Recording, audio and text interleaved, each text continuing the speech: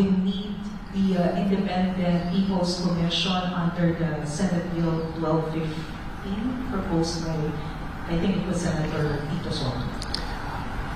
All right. We have to remind people that we have now moved from the political arena to the legal one. And the legal arena has very strictly defined procedures. I get messages all day, every day. Ikulong mo na yan. Alam naman natin kung sino sila. Ikulong mo na. Kunin mo lahat ng pera nila. Pagbenta mo na yung mga bahay nila, ibalik sa ano.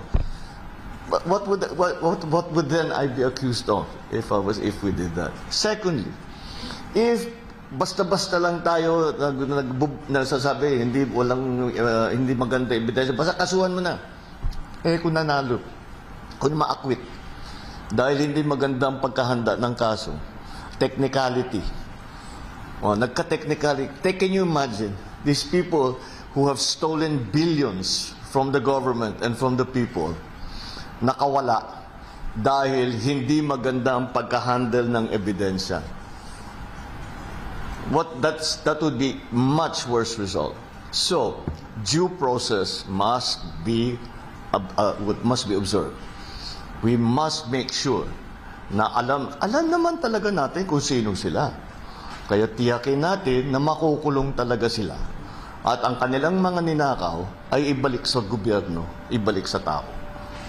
But yung nagmamadali, yung hindi maaari yan. Hindi delikado tayo. Kaya natin sabihin ko sa pulis, dakipin nyo na yan. Basta ikulong nyo, bahala na. Anong mangyayari doon? Sira yung kaso natin, and you cannot charge them. Again, there is that principle of double jeopardy in the law.